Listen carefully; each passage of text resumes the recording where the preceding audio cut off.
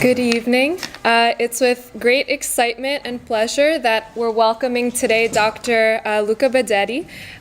He does a lot with disability studies. So he is a disability studies scholar with a background in clinical psychology and theology, and he approaches human growth and transformation holistically and inclusively. He teaches at Loyola University Chicago's Institute of Pastoral Studies, DePaul University's Peace, Justice, and Conflict Studies program, and at Alder University. He has done research on the Institute of Disability and Human Development at the University of Illinois at Chicago, and has been a fellow at the Chicago Institute of Psychoanalysis, which is very exciting. He's also involved with large inclusive faith communities of shared life between people with and without intellectual disabilities, and he has been a part of the Boston North, Greater Washington, D.C., Chelsea, France, and Rome, Italy communities, and has been the director of Community Life at Larch, Chicago. He has also written a book called I Believe in You, and is on TEDx, where you can see his TED Talk as well. So with great excitement, I'm looking forward to the presentation. Let's welcome Dr. Luca Badetti.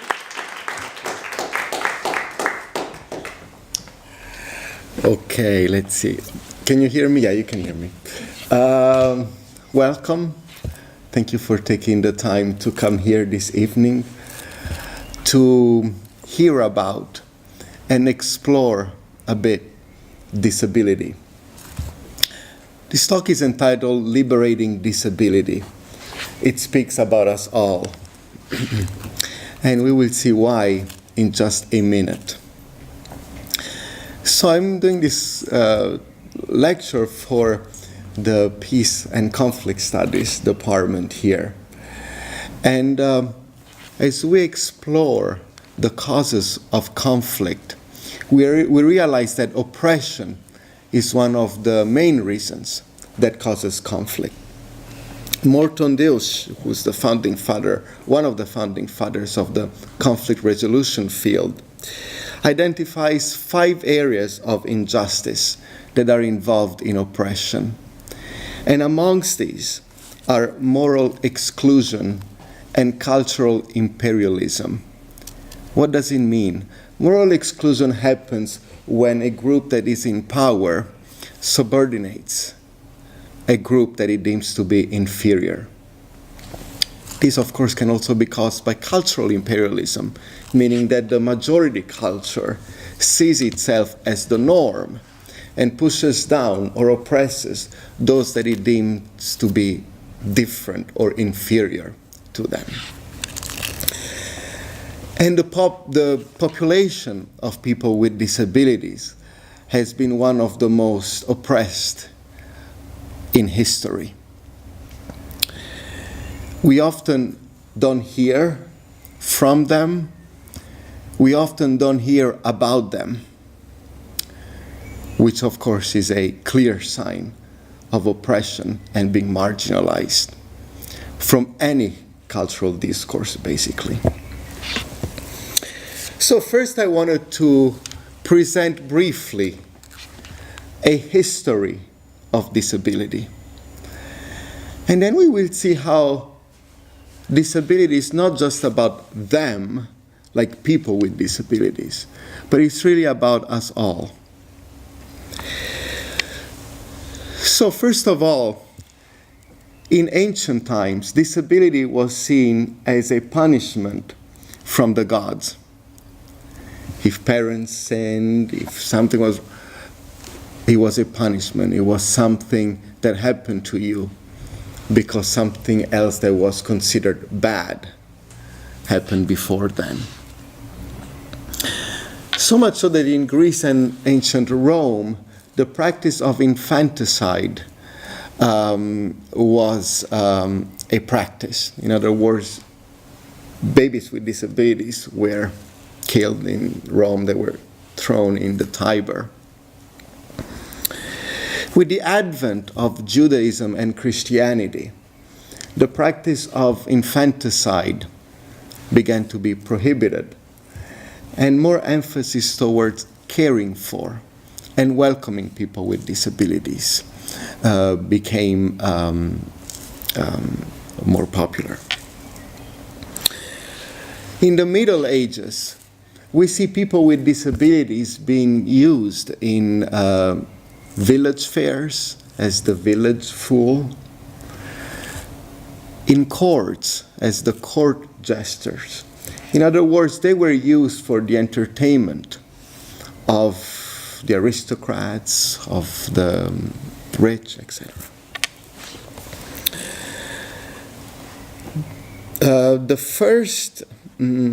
The word itself, the word disability in the English language, you already have traces of it in the 16th century. In the times of the Enlightenment, a phrase that has become common knowledge now, and some people use it very easily, is René Descartes' understanding of cogito ergo sum. I think, therefore I am. We might have heard this phrase, and it's quite interesting to see how much people believe in it. One of the dangers with this statement is that it relegates people who might not have advanced intellectual abilities as subhuman.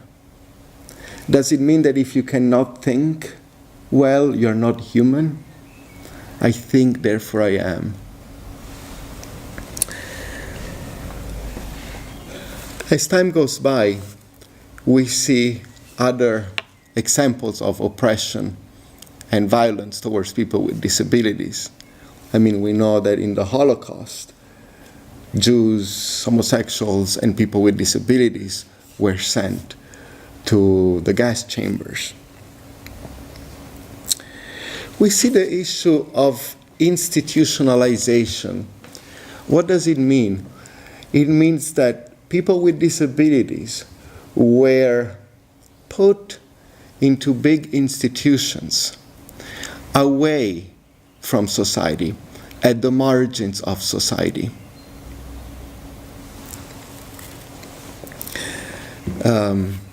In the US, there was a big change that happened when a news journalist went to visit one of these institutions, which was called Willowbrook State School. This was in New York State. And they went in with cameras, and they showed what it was like to live there in the institutions. They found people, on the floor and eating, really being mistreated and neglected. So the issue of institutionalization became more known about, and the danger of institutionalizations. Still today, there is quite a mentality, what we call eugenic mentality, in which people deem those that might not have great intellectual abilities, etc., as not fit to live.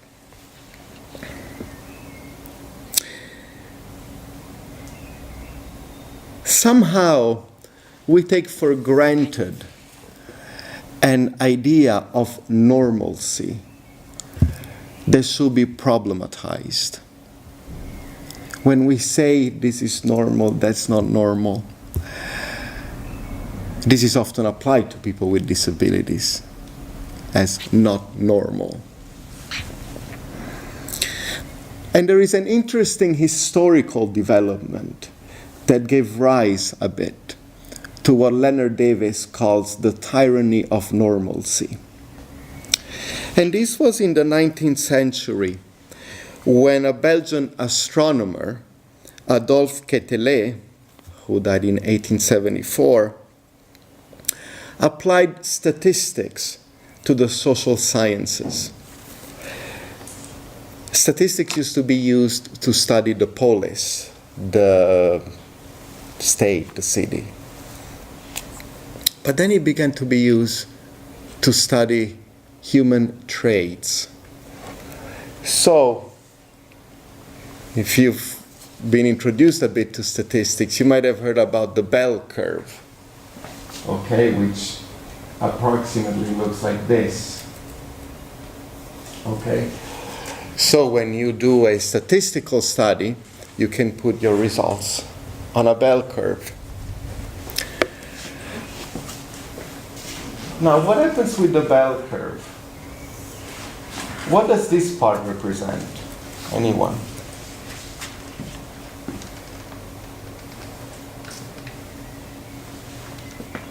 Yes. What is it? So it represents the average.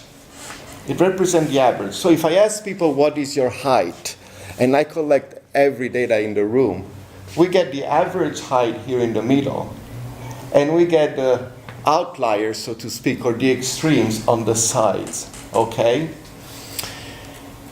Now, this can give rise to interesting information.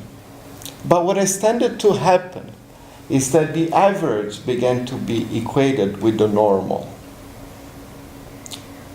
So average height as the normal height, and if you're a little person, abnormal. Average intellect as normal.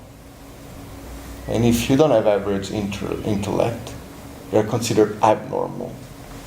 Notice this switch, this jump between average and normal, which is very risky because it takes the average and as the norm and marginalizes those that do not fit.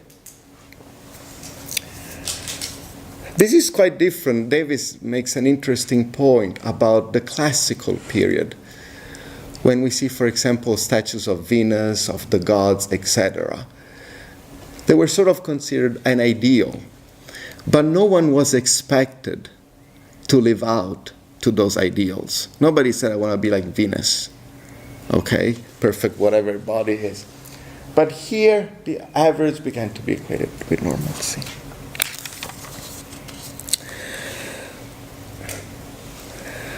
So, as we see a history of oppression, we also see that through time, especially in the modern era, there is a history of emancipation. What does emancipation mean? It means that being set free from an oppressive power.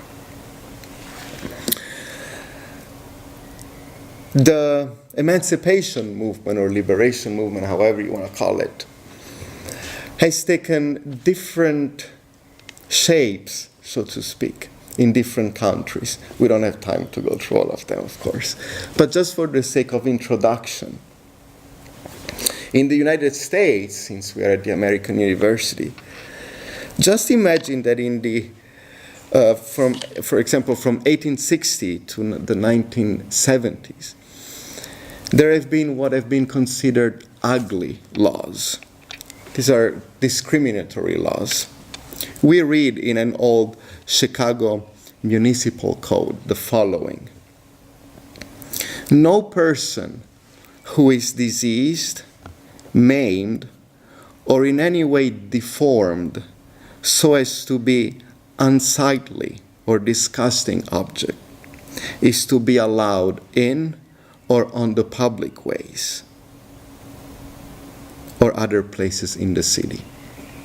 So if you were considered to be disgusting by others, you were not allowed in public spaces. And this was in the policy. Okay. In the 19th century in the US, the term disability began to be more commonplace because of the Civil War. It was used in military contexts in regards to military injuries of soldiers coming back, but also in regards to joining the army.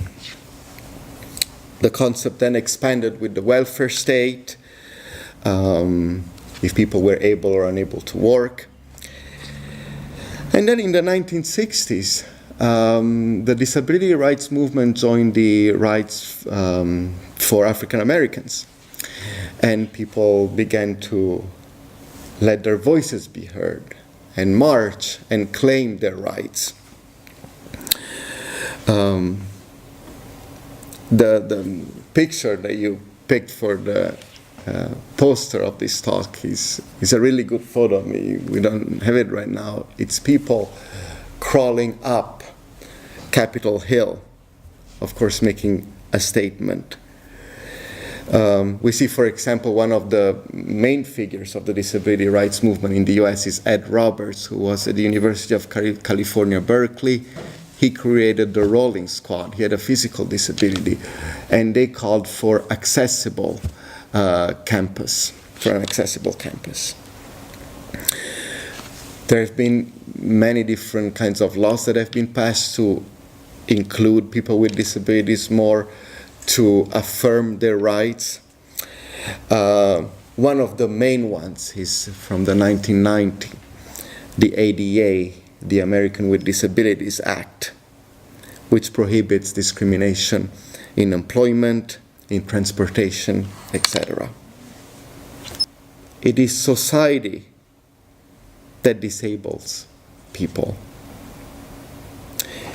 And I'll make a little example just to make this point. Let's say that I'm on a wheelchair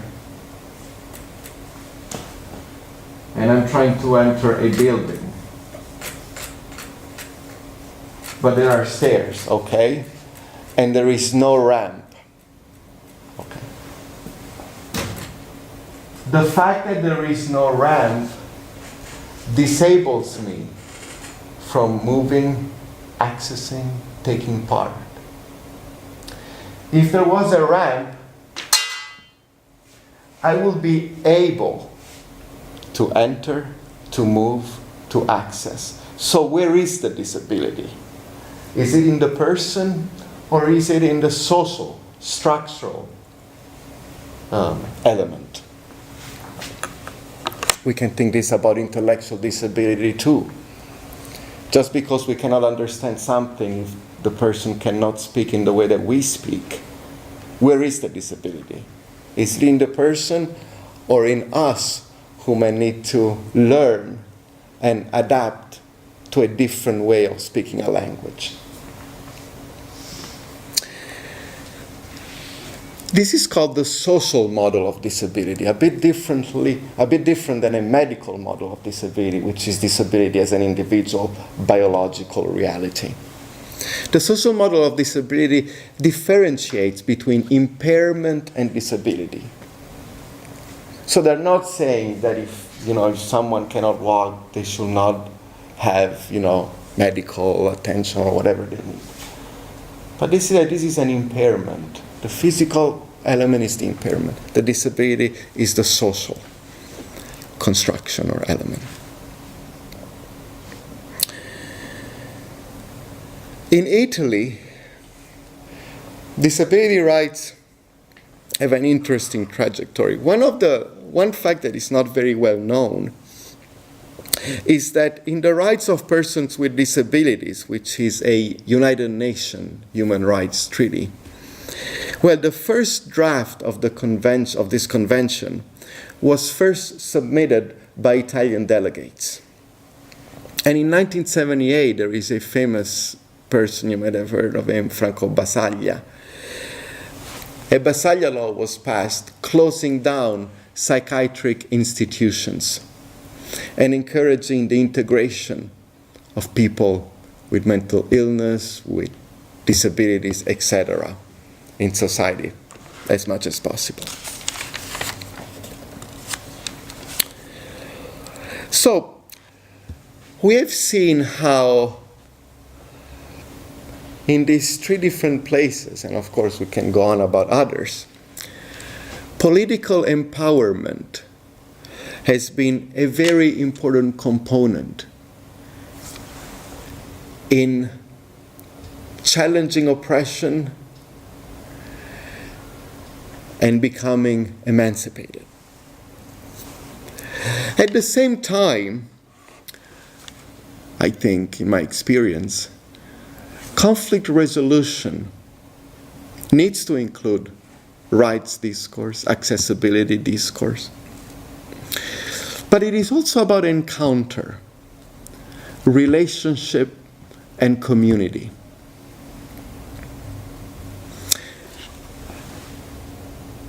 A lot of political discourse can make it seem that disability issues are issues about them. Many people might think, what do disability issues have to do with me? Why should I care about it? Now, it is true that there is a disability culture. So when people say, well, we're all disabled, we don't want to neglect the fact that there is an experience, a history, and a shared sense of commonality between people who experience disability.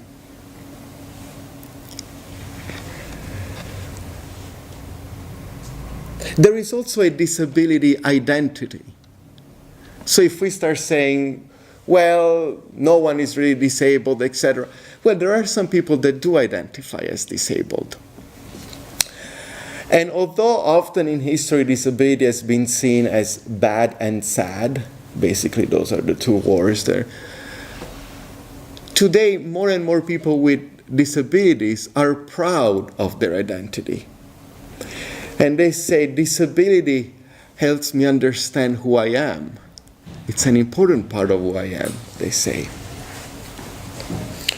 So we don't want to deny that. But I would suggest also reminding ourselves that disability is about us all in some way. And what do I mean? Disability is about all of us in different ways. First of all, disability is a fluid identity. What do we mean by fluid identity? We mean that sooner or later we might all identify as disabled. Something might happen to us. Simply through aging, we might experience disability. So it's an identity that all of us might be able to identify with someday. So caring about disability issues is also caring in some way about our future. Some people use the term TAP, temporarily able-bodied. In other words, all of us someday might become disabled. We're all temporarily able-bodied. And then there is the issue of invisible disabilities. Because often we think of disabilities, oh, well, the person on wheelchair or the person with Down syndrome, people that we can see with our own eyes. But there are people that experience disability and that we're not aware of.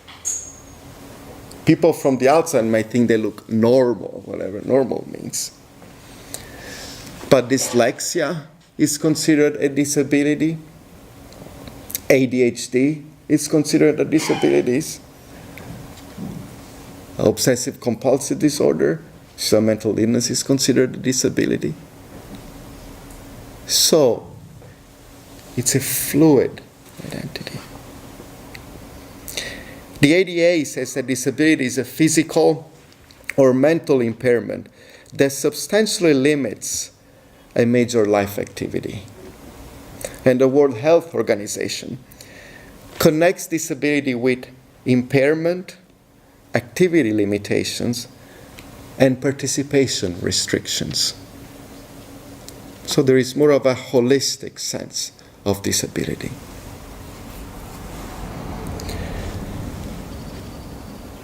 And then if we look back at the social model, which says that disability is created by society, and it's not necessarily present in the individual, where we are all called into cause. how can we make our environments, our relationships, our structures more inclusive, more accessible, and more empowering towards people with any kinds of impairment.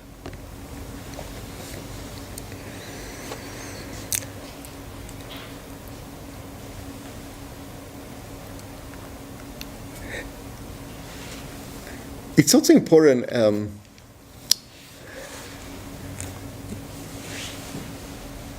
to, and this is a suggestion if you ever work with people with disabilities, to ask them how they identify.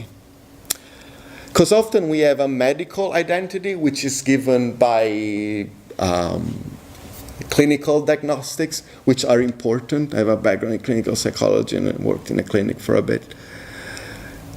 At the same time, there might be people that choose to identify as disabled and some that do not. So I've lived with people with intellectual disabilities, and some said, I don't have a disability. And that's how they self-identify. That's important to understand. Huh?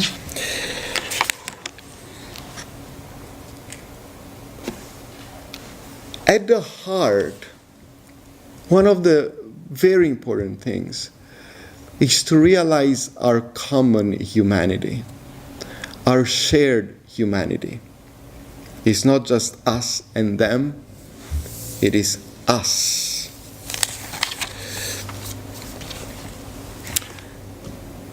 So coming together as human beings as a way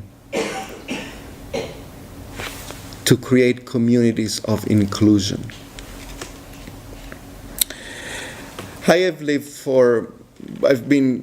and I've been part of for many years of a movement called l'Arche, which is French for the Ark. It's a movement that was founded in the 1960s in northern France, close to Paris, by a man named Jean Vanier. Well, Jean visited an institution for people with disabilities. And he was struck by the need for friendship that people in the institution had. He recognized he had that same need. Who doesn't need friends? So he invited two of the people there with disabilities, Raphael and Philippe, to create a home together. This home started in the Catholic tradition, and then it spread out all over the world, Canada, India, Africa, Asia. And it became ecumenical and interreligious.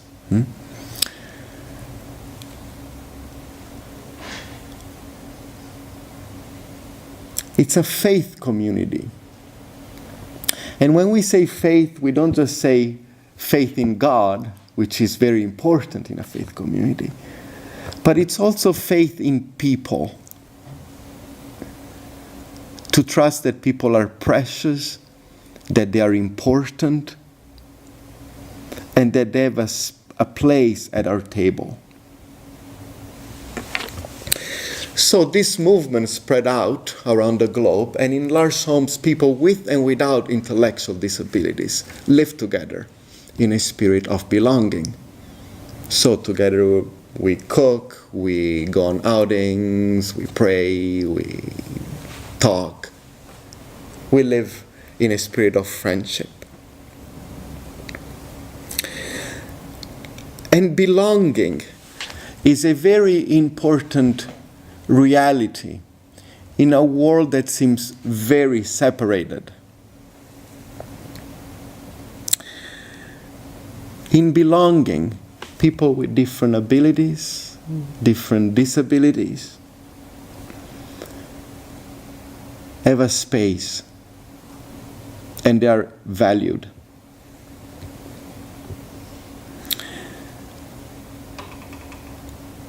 Belonging says, you are precious and you have a space with us. In community, I was speaking before about institutionalization.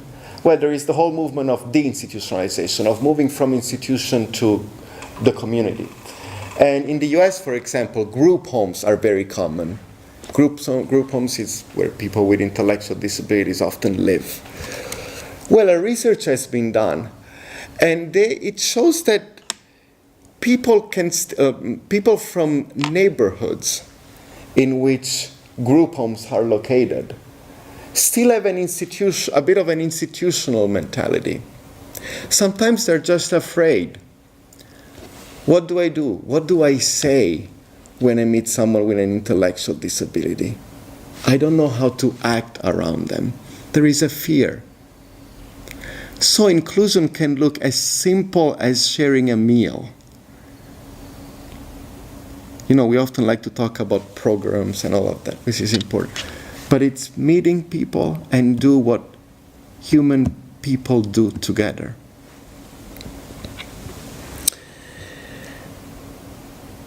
And realizing also, we live in an interesting society, at least a Western society, Western culture.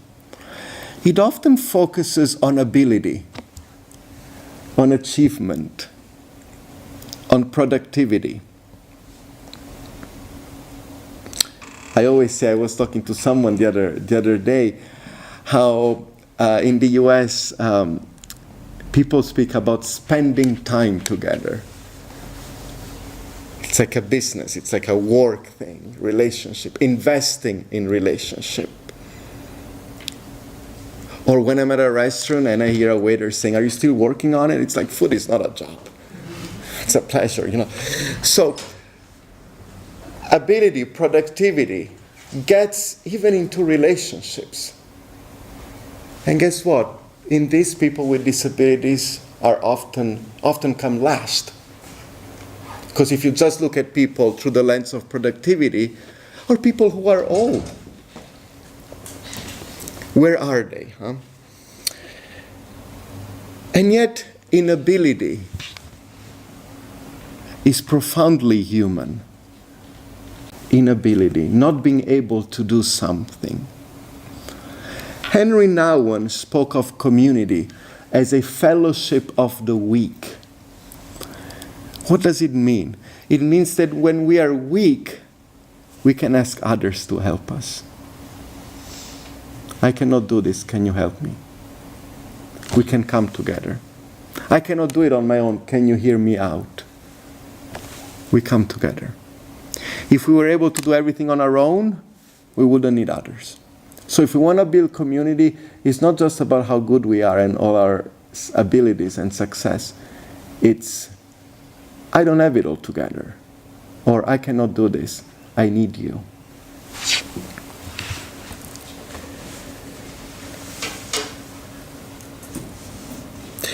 I work at a center now called the Lay Center, and we have some people here, which is a center that welcomes students from all over the world. And we focus on ecumenical and interreligious dialogue. And a few days ago, there was a student who needed to talk about something. I didn't know this student very well. And yet when the students started expressing some of the struggle that he or she was going through, there was something about community that was starting to be formed. I cannot do it on my own. Can you hear me out? We come from a different country. We have a different linguistic tradition, etc., etc. But we were profoundly human when we met at that level.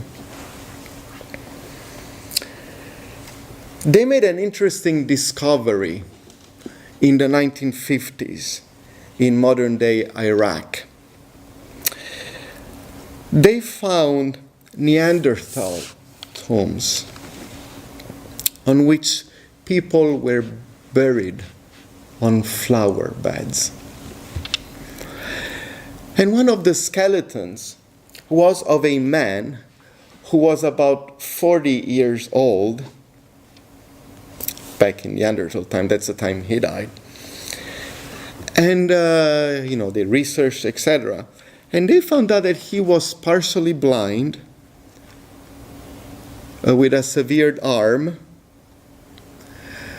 and he likely could not have provided for himself. You can imagine in those times, if you had a physical disability, survival was quite hard.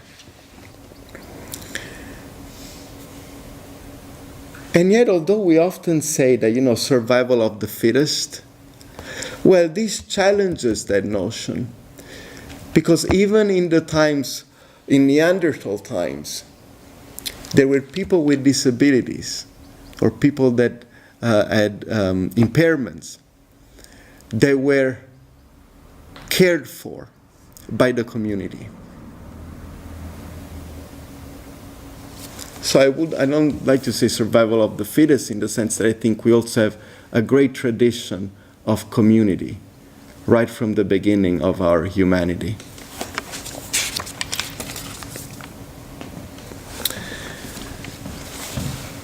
So as we think about the future, there is a lot of work that still needs to be done in the disability world. We do need to continue to advocate for disability rights. If we don't identify as disabled, we can do so as allies, as advocates, as friends. But we can also create spaces where people know that they belong and that they are valued. Because ultimately, it's not just about them, but it's about us. Thank you.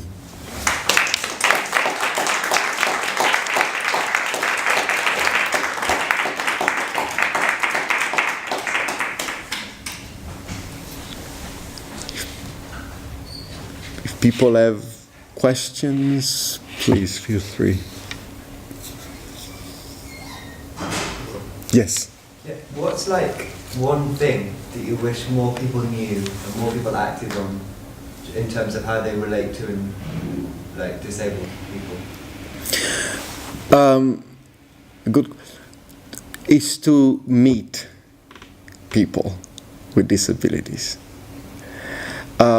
It's always hard to speak people as a group. Because when I speak, I have in mind Tom, who has Down syndrome, Christiane, Albert, Jim, and they're all different. So when people say, how can we help people with disabilities? Where? Who? I don't know the needs of everyone. Each person is individual. And yet there is also a collective identity that does need to be respected and collective needs that do need to be talked about, So, but I really think meeting people with disabilities and individuals is key. Yeah.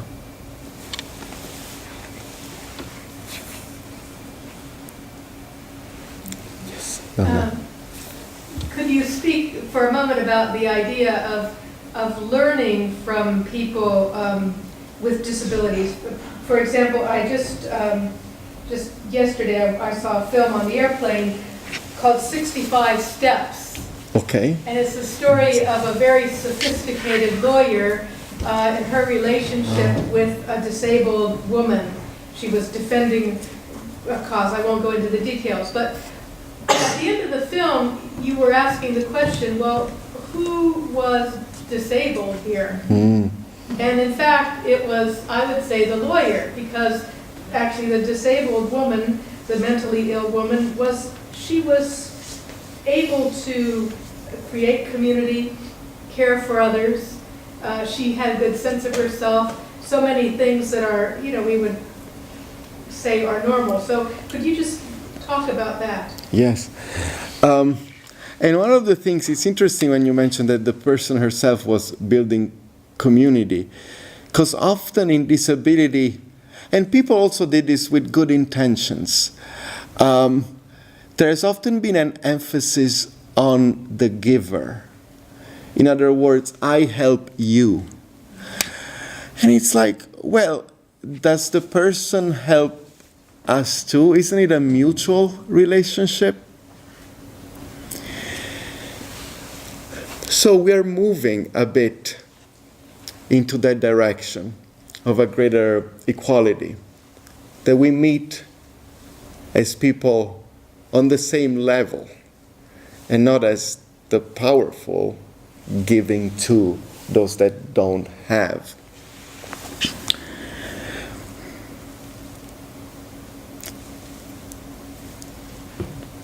This has affected different areas of culture. I have a degree in theology, and also within theology, these kind of discourses have entered.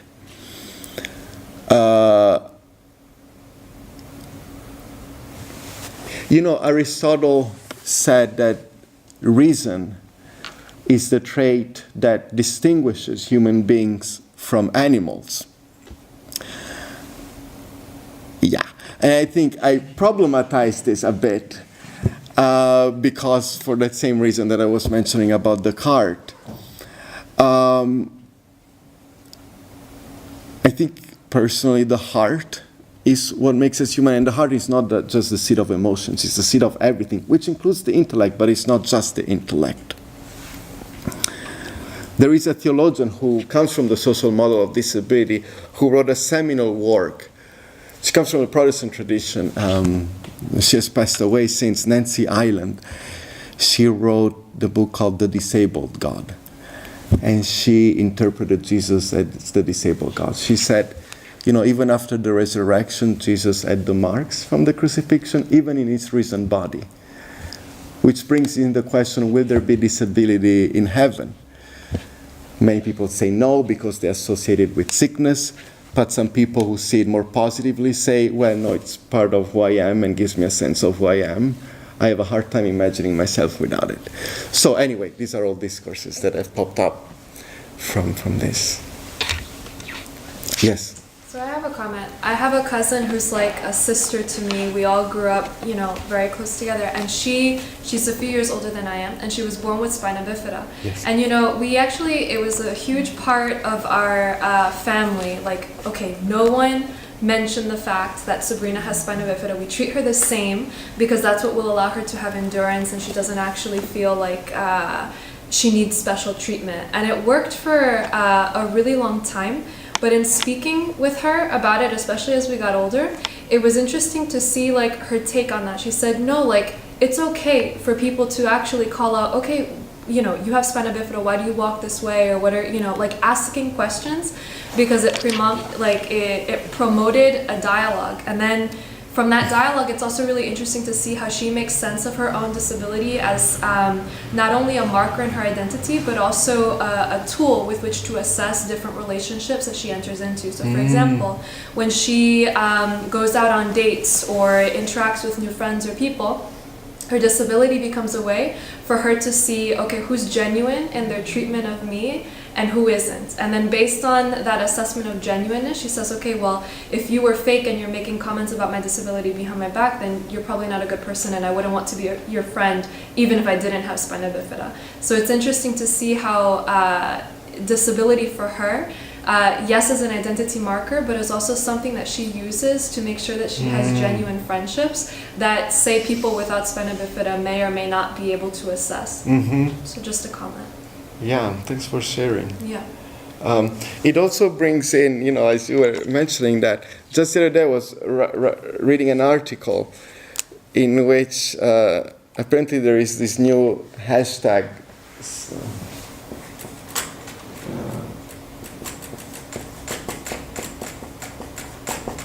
Say the word, from people with disabilities, from some people with disabilities, basically saying how some people are afraid to say the word disability. I mean, now there are so many different special needs or gifted or etc., differing abilities, etc., as if disability is something bad or to be hidden.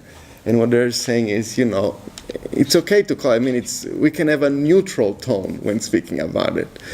And often, you know, when we also speak about disability representation in the media, we see that there are stereotypes often about people with disabilities, either as poor and sad. You know, it's like it's always a struggle. You know, when people use the term confined to a wheelchair, you know, it's like they're in prison and it tells you something. But also, people with disabilities are always innocent and like angels and always happy. That's another thing that I often hear. People with Down syndrome are always happy. Well, even in community, there was one that was about to throw a chair at me in a moment of upsetness. They're people, you know. There's moments, etc. So, yes. I was interested in your comment about people that choose to self-identify as disabled, and because it becomes part of how they see themselves, and in a way it becomes a part of like the goodness of how they see themselves. And I was wondering if you could comment a bit about what they see that they either gain or the positivity that would cause of what they're going, of their disability that would cause them to identify. Mm-hmm. Is that? Yes. Well, that's a question that would, yes, no, it's a really good question even to ask, you know, them who have that experience. One of the things that I have discovered in disability culture, and this is culture done by people with disabilities themselves,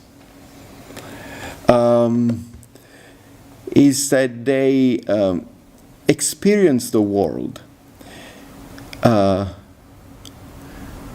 in a way that people that do not have that experience do. I remember a Jewish theologian who has a physical disability, who she was reading the Old Testament about a chariot going up to heaven, one of them, I think from Isaiah. Like God sitting on a chariot. And she's like, that's my wheelchair. If you don't have that experience, you might not interpret it that way. So there is a stance that allows you to interpret and see things in a way that others don't. And a shared, when you come together with other people who share your culture, maybe even a history of oppression, there is a bond of solidarity that happens. You get what I'm going through. We're going through this together. So these are quite defining, can be quite defining moments in a person's identity development.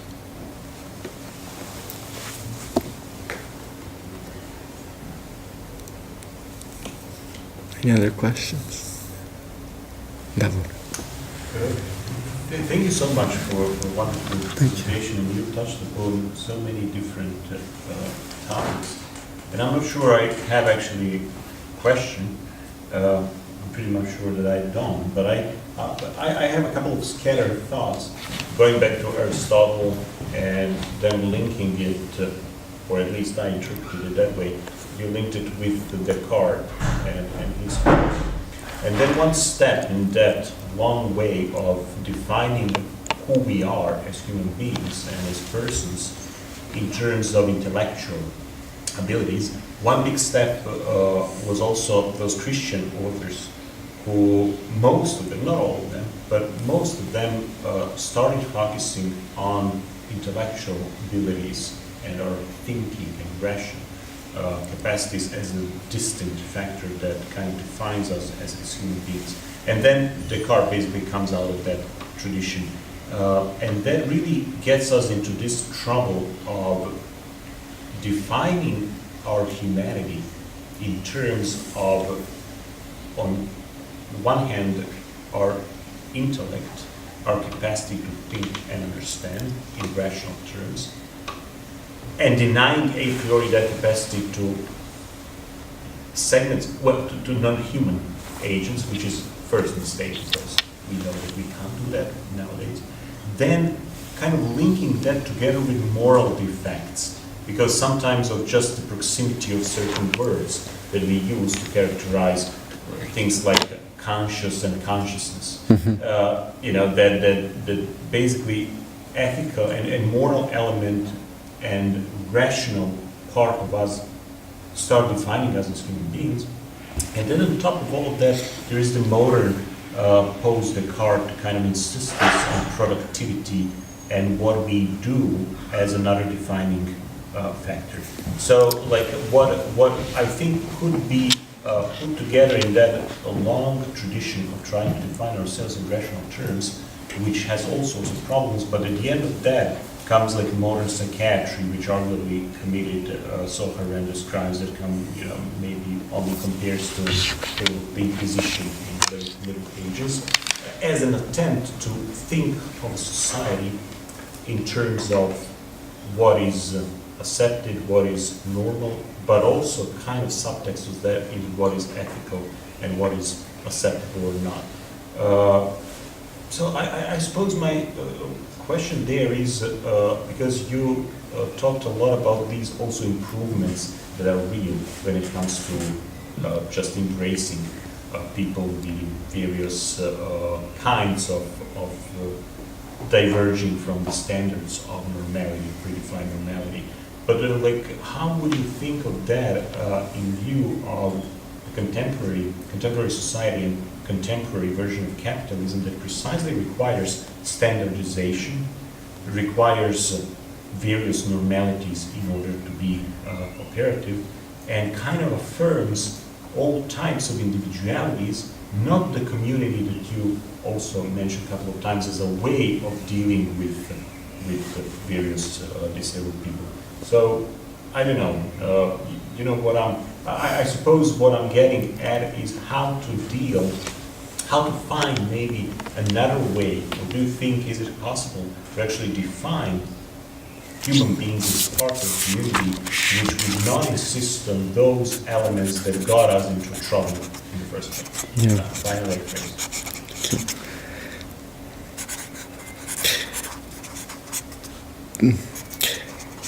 two things that I wanted to mention, as I was hearing your comments. We really come from a society that often emphasizes independence. You were mentioning about independence and autonomy. And yet, I really think that at the heart of reality, and feminist philosophy has done quite a bit in this, is interdependence. In other words, we all depend on one another. So it seems that up here I'm independent. Oh, I'm giving a talk. Well, I'm depending on someone to open the door, on people to give us lights, on someone to transport me here, on you to be here, otherwise I will just do a monologue, etc., etc. So everything I do is embedded in a network of relationships. So if you see me talk and I'm the only person here, it's only the facade, so to speak, the face of it. So moving from emphasizing just independence to emphasizing interdependence. And then the issue of productivity is a very strong one. Produce, do more, do more. Now, there is an importance in the work we do, because we can develop our talents, we can develop our gifts, our abilities, especially when people with disabilities, they've often been treated as incapable. So the fact that there are more job opportunities, it's really important. But I will not just talk about productivity, I will talk about fruitfulness. So through the work we do, we can be fruitful. We can bring forth life. We can do something that helps others. And guess what? Someone with a profound disability who cannot move, who cannot talk, who cannot eat, can also be fruitful, even if they're not productive. So for example, I think of a person in Lars here in Rome who cannot move, cannot eat, etc. It's hard to understand what he might want and need. And yet there are moments of just being present to one another and looking at each other in the eyes or listening to music. He has a specific type of music that he likes. That is fruitful. I enjoy being with him. He might not be producing anything, but he's giving forth life, you know. So I think moving from independence to interdependence and productivity and fruitfulness is really important. Not that independence is wrong, not that productivity is wrong, but it's more of a question of emphasis and at what level can we meet as sharing a common humanity.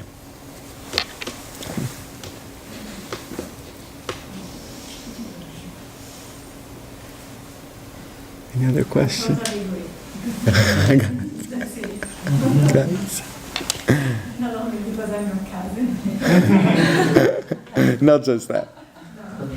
But I want to mention, a few years back when I was still working, two quite severely disabled workers at Ciampino Airport. One can't see and the other one can't hear. Together, they man all the communications of the airport. Yes. It's unbelievable. You have to see them in action. You would not believe it because they joke about it. And they make the one who can't hear even pretends he's listening to music sometimes. So look, I can't speak to you because I want the music on, but it's just because he can see you, but he can't hear you. And the other chap working with him is the exact opposite. He can't see, but he can hear. So it's unbelievable what they do. And you know, This is just an example of productivity in this case. it pinpoints to also when you mentioned about humor. And that has been seen as one of the ways in which people with disabilities have responded to cultural oppression through humor. On another note, the word crip, which was an old term, is now being reused by some with disabilities. And kind of they're turning it upside down. Before it was used as a kind of derogatory term, and now they're reclaiming it as something. Crippled. And language is so interesting in regards to disability. When we speak, that joke was lame. It again equates disability with bad and sad, huh? Or that was rich, you know, the R word, etc.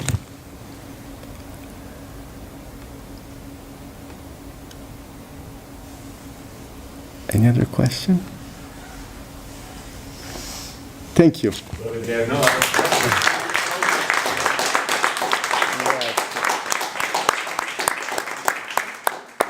Thank you so much for a wonderful talk. Thank you all for coming today. Just a piece of information that our last lecture within the Peace Studies lecture series will be next week on Monday, if I'm not mistaken, 7 o'clock, same place.